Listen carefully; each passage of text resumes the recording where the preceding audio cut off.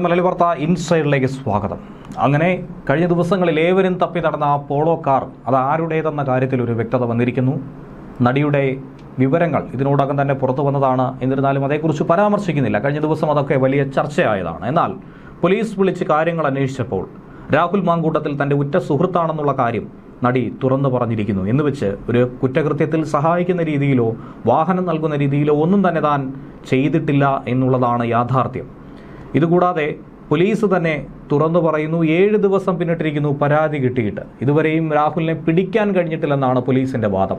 ഇത്രയും കാലം ഇവിടെ പൊതുസമൂഹത്തിൽ പൊതുമധ്യത്തിൽ ജനങ്ങളോടൊപ്പം ഇറങ്ങി നടന്ന രാഹുലിനെ കണ്ടെത്താൻ പോലീസിന് കഴിയുന്നില്ല എന്ന് പറയുന്നത് എത്രത്തോളം നാണക്കേടാണെന്നുള്ള കാര്യമാണ് ഇവരും ചോദിക്കുന്നത്.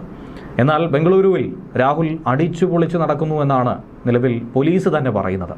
ഇതുവരെയും പോലീസിന് അടുത്തേക്കെത്താൻ കഴിഞ്ഞിട്ടില്ല, എന്നാൽ തൊട്ടടുത്താണെന്നും പറയുന്നു. യുവതി ലൈംഗിക പീഡന പരാതി നൽകിയതിനെ തുടർന്ന് പോലീസ് ജാമ്യമില്ലാ വകുപ്പ് പ്രകാരമായിരുന്നു കേസെടുത്തത്. ഈ 7ാം ദിവസവും രാഹുൽ ഒളിവിൽ കഴിയുന്നതിന് പിന്നിൽ ആഭ്യന്തര വകുപ്പിന്റെ പിടിപ്പുകേടാണോ അതിബുദ്ധിയാണോ എന്നാണ് നിലവിൽ ചോദ്യമുയരുന്നത്. കാരണം ശബരിമല സ്വർണ്ണക്കൊള്ളയുമായി ബന്ധപ്പെട്ട വിവാദം ഇപ്പോഴും കത്തി നിൽക്കുന്നുണ്ട്. പക്ഷേ മാധ്യമങ്ങളിൽ അതിന് വലിയ ശ്രദ്ധ ലഭിക്കുന്നില്ല.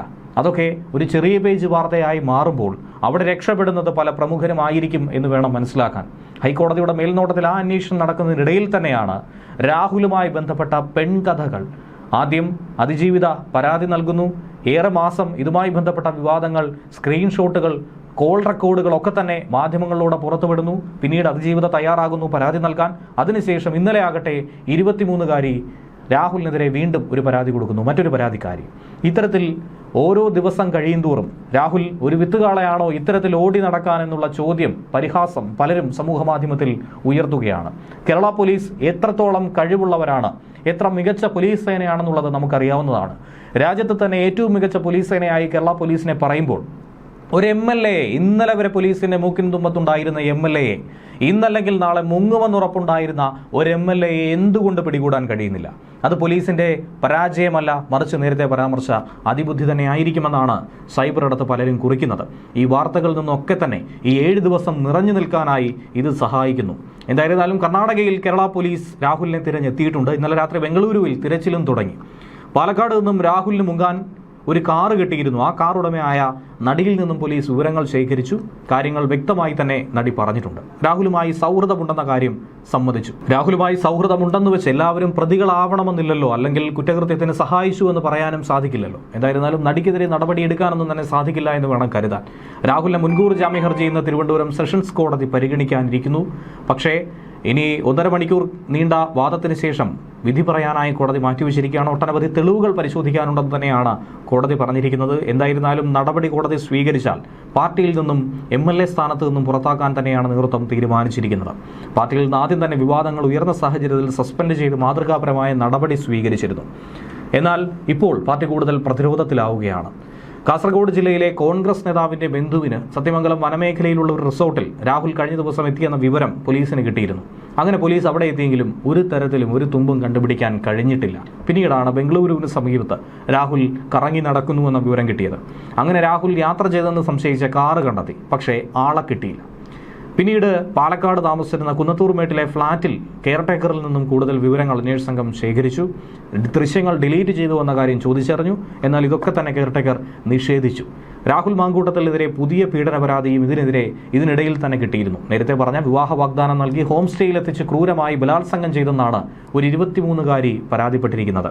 KPCC പ്രസിഡന്റ് സണ്ണി ജോസഫിന് ഇതുമായി ബന്ധപ്പെട്ട പരാതി കൊടുത്തെന്നും പറയുന്നു. ഇന്നലെ ഉച്ചയോടെയായിരുന്നു ഇമെയിലിൽ ഇങ്ങനെ ഒരു പരാതി അദ്ദേഹത്തിന് കിട്ടിയത്. അദ്ദേഹം ഉടൻ തന്നെ 1 മണിക്കൂറിനുള്ളിൽ തന്നെ സംസ്ഥാന പോലീസ് മേധാവിക്ക് പരാതി കൈമാറുകയും ചെയ്തു. വർഷങ്ങളായി പരിചയമുള്ള രാഹുൽ 2023 വർഷമോർക്കണം 2023 സെപ്റ്റംബറിൽ ഇൻസ്റ്റാഗ്രാം വഴി പരിചയം പുതുക്കി ടെലഗ്രാമിലൂടെ ബന്ധം സ്ഥാപിച്ചു എന്നാണ് പരാതിയിൽ പറയുന്നത്. എന്നാൽ ഈ പരാതിക്ക് പിന്നിൽ ഗൂഢാലോചന ഉണ്ടെന്നാണ് രാഹുലും വാദമുയർത്തുന്നത്. കാരണം ഇത്രയും കാലമില്ലാത്തൊരു പരാതിക്കാരി പൊടുന്നനെ തനിക്ക് ജാമ്യം ലഭിക്കുന്നതിന്റെ തലേ ദിവസം എങ്ങനെ പൊട്ടിമുളച്ചുവെന്നാണ് രാഹുൽ പക്ഷക്കാർ ആരോപിക്കുന്നത്. രാഹുലിന് പിന്തുണ പ്രഖ്യാപിച്ചുകൊണ്ട് യുവതിക്കെതിരെ വീഡിയോ ചെയ്ത രാഹുൽ ഈശ്വറാകട്ടെ രാഹുലിനെ പിടിക്കും മുമ്പ് ഇപ്പോൾ പൂജപ്പുര ജയിലിലായിരിക്കുകയാണ്. ജയിലിൽ ഇപ്പോഴും നിരാഹാര സമരം രാഹുൽ തുടരുന്നു. രാഹുൽ ഈശ്വറിനെ കോടതി നാളെ വൈകിട്ട് 5 വരെയാണ് പോലീസ് കസ്റ്റഡിയിൽ വിട്ടിട്ടുള്ളത്. രാഹുൽ ഈശ്വർ ജില്ലാ കോടതിയിൽ ജാമ്യാപേക്ഷ നൽകിയിട്ടുണ്ട്. ഡിസംബർ 6-നാണ് ജാമ്യാപേക്ഷ പരിഗണിക്കുന്നത്. അഡീഷണൽ CJM കോടതിയാണ് കേസ് പരിഗണിച്ചത്. ഇതിൽ ഗൂഢാലോചന ഉണ്ടോ എന്ന് അന്വേഷിക്കുമെന്നും രാഹുലിന്റെ ഓഫീസിൽ പരിശോധന നടത്തണമെന്നും പോലീസ് ആവശ്യപ്പെട്ടിരുന്നു. അത് അംഗീകരിച്ചുകൊണ്ടാണ് കോടതി കസ്റ്റഡി അനുവദിച്ചത്. അറസ്റ്റിലായ രാഹുലിനെ കഴിഞ്ഞ ദിവസം കോടതി 14 ദിവസത്തേക്കാണ് റിമാൻഡ് ചെയ്തത്. ജയിലിലെത്തിയ രാഹുൽ ആകട്ടെ അവിടെ നിന്നും ഗാന്ധിജിയുടെ പാതയിൽ നിരാഹാര സമരം ആരംഭിക്കുമെന്ന് പ്രഖ്യാപിച്ചു. ആളെ തിരിച്ചറിയാൻ സാധിക്കും വിധമുള്ള വിവരങ്ങൾ സമൂഹമാധ്യമങ്ങളിലൂടെ പങ്കുവെച്ചുവെന്ന് ആരോപിച്ച് രാഹുൽ ഈശ്വർ, കോൺഗ്രസ് നേതാവ് സന്ദീപ് വാര്യർ എന്നിവരടക്കം 6 പേർക്കെതിരെയാണ് കേസെടുത്തിരിക്കുന്നത്. യുവതിയുടെ വ്യക്തിത്വം വെളിപ്പെടുത്തൽ, സ്ത്രീത്വത്തെ അപമാനിക്കൽ, ഭീഷണിപ്പെടുത്തൽ, ഇലക്ട്രോണിക് ഉപകരണങ്ങളുടെ ദുരുപയോഗം എന്നീ വകുപ്പുകളും ചുമത്തിയിട്ടുണ്ട്. 2 വർഷം വരെ തടവ് ശിക്ഷ ലഭിക്കാവുന്ന വകുപ്പ് കൂടിയാണ് ഇത്. പ്രോസിക്യൂഷനിൽ ഒരു രേഖ കൂടി ഹാജരാക്കാൻ കോടതി നിർദ്ദേശിച്ചിട്ടുണ്ട്. ഇന്ന് ഉച്ചയ്ക്ക് ശേഷമായിരിക്കുമോ ഈ ഉത്തരവ് എന്ന കാര്യം ആകാംക്ഷയോടുകൂടി കാത്തിരിക്കുന്നു. എന്നാൽ ഉത്തരവ് വൈകുമെങ്കിൽ അറസ്റ്റ് ഉണ്ടാകില്ലെന്ന് പ്രോസിക്യൂഷൻ ഉറപ്പ് നൽകണമെന്നാണ് പ്രതിഭാഗം ആവശ്യപ്പെട്ടിരിക്കുന്നത്. എന്നാൽ ഇക്കാര്യത്തിൽ ഉറപ്പ് കൊടുക്കാൻ കഴിയില്ല എന്നാണ് പ്രോസിക്യൂട്ടറുടെ മറുപടി. ഒട്ടനവധി രേഖകൾ പരിശോധിക്കാനുണ്ടെന്നാണ് കോടതി പറയുന്നത്. പരിശോധനകൾ പൂർത്തിയായാൽ മാത്രം ഇന്നുത്തരവ്, അതല്ലെങ്കിൽ നാളെ എന്നാണ് നിലവിൽ പുറത്തു വന്നിരിക്കുന്ന സൂചന. ഇതിനിടെ രാഹുൽ മാങ്കൂട്ടത്തിനെതിരെയുള്ള പുതിയ പരാതി കോൺഗ്രസ് നേതൃത്വം DGPക്ക് കൈമാറിയിട്ടുണ്ട്. സിറ്റി പോലീസ് കമ്മീഷണറുടെ പ്രത്യേക സംഘത്തിന് DGP ഈ പരാതി കൈമാറി കഴിഞ്ഞിരിക്കുകയാണ്. രാഹുൽ മാങ്കൂട്ടത്തിനെതിരെ കടുത്ത നടപടി എന്തായിരുന്നാലും പാർട്ടിയുടെ ഭാഗത്തു നിന്നും ഉണ്ടാകുമെന്ന് വേണം കരുതാൻ. നിയമപരമായും രാഷ്ട്രീയ ഭാവിയും ഒക്കെ തന്നെ അങ്കലാപ്പിലാകുന്ന രീതിയിൽ കാര്യങ്ങൾ പോകും. പാർട്ടിയിൽ നിന്ന് എന്തായിരുന്നാലും പുറത്താക്കുമെന്നാണ് ലഭിക്കുന്ന വിവരം. ജാമ്യാപേക്ഷയിൽ കോടതി എന്ത് തീരുമാനമെടുക്കുമെന്നത് അറിഞ്ഞിട്ട് രാഹുലിനെതിരെ നടപടി സ്വീകരിക്കാൻ കാത്തിരിക്കുന്നു. രാഹുലിനെ പുറത്താക്കണമെന്നാവശ്യപ്പെട്ട് നിരവധി നേതാക്കൾ ഇതിനോടകം തന്നെ രംഗത്ത് വന്നിട്ടുണ്ട്. എന്നാൽ ഈ സാഹചര്യത്തിൽ ഷാഫി പറമ്പിൽ MP ഒരു പ്രതികരണവുമായി രംഗത്ത് വന്നിട്ടുണ്ട്. തുടക്കം മുതൽ അനുകൂലിച്ച ഷാഫിക്ക് എന്താണ് പറയാനുള്ളതെന്നാണ് ഏവരും ഉറ്റുനോക്കുന്നത്. പരാതി വരുന്നതിന് മുൻപ് തന്നെ പാർട്ടി നിലപാട് സ്വീകരിച്ചതായിരുന്നു. പാർട്ടിയുടെ തീരുമാനമാണ് തൻ്റെയും തീരുമാനം. കൂടുതൽ നടപടിയുടെ കാര്യം തീരുമാനിക്കേണ്ടത് പാർട്ടിയുടെ പ്രസിഡന്റാണ്. എൻ്റെ അടുപ്പവും അടുപ്പക്കുറവുമൊന്നും ആ തീരുമാനത്തെ ബാധിക്കുകയേയില്ല. ഇപ്പോൾ രാഹുൽ നേരിടുന്ന കാര്യം പരിശോധിച്ചാൽ അത് മനസ്സിലാകുന്നതാണ്. ഇനി എന്തെങ്കിലും ചെയ്യണമെങ്കിൽ അതും പാർട്ടി ചെയ്യും. പാർട്ടി കമ്മിറ്റി വെച്ച് തീവ്രത അളന്നിട്ടില്ലെന്നും ഷാഫി ചൂണ്ടിക്കാട്ടിയിട്ടുണ്ട്. ശബരിമല അഴിമതിയിൽ CPM നടപടി എടുത്തിട്ടില്ല. എന്നാൽ കോൺഗ്രസിന്റെ നടപടിയാകട്ടെ ഏവർക്കും മാതൃകാപരമാണ്. മുഖ്യമന്ത്രിയോട് അവസാനമായി ചോദ്യം ചോദിച്ചത് എന്നാണെന്നും ഷാഫി ചോദിച്ചു. യൂത്ത് കോൺഗ്രസ് പ്രസിഡന്റാകാൻ വരെ കൂടെ നിന്നയാളാണ് താൻ. അതൊന്നും ഈ സംഭവത്തിൽ സ്വാധീനിച്ചിട്ടുണ്ടോ എന്നായിരുന്നു ഷാഫി തിരിച്ചൊരു ചോദ്യം ചോദിച്ചത്.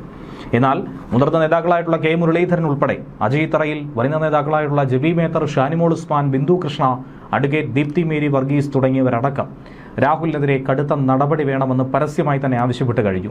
രാഹുൽ വിഷയത്തിൽ KPCC പ്രസിഡന്റുമായി ചർച്ച നടത്തിയെന്നും കോടതി വിധി വരട്ടെയെന്നും നല്ല വാർത്ത വരുമെന്നുമായിരുന്നു UDF കൺവീനർ അടൂർ പ്രകാശിന്റെ പ്രതികരണം. എന്നാൽ ആർക്കായിരിക്കും ആ നല്ല വാർത്ത എന്ന ചോദ്യത്തിന് ആർക്കുമാകാം എന്നായിരുന്നു അടൂർ പ്രകാശിന്റെ മറുപടി. ജാമ്യത്തിൽ തീരുമാനം വന്ന ശേഷം രാഹുലിനെതിരായ നടപടിയിൽ തീരുമാനമുണ്ടാകുമെന്ന സൂചനയും നൽകിയിട്ടുണ്ട്. രാഹുൽ MLA സ്ഥാനം നൽകിയത് ജനങ്ങളാണ്. കോൺഗ്രസ് ആകട്ടെ മാതൃകാപരമായ നടപടി സ്വീകരിച്ചു. ഇനിയും അതുണ്ടാകും. നേതാക്കൾ നിലപാട് ഘടിപ്പിച്ചതോടെ കോടതി തീരുമാനത്തിന് മുൻപ് തന്നെ രാഹുലിനെതിരെ നടപടിയെടുക്കും എന്നുള്ള ഒരു സൂചന തന്നെയായിരുന്നു നേരത്തെ ഉയർന്നു കേട്ടത്. ന്യൂസ് ഡെസ്ക് മലയാളി വാർത്ത.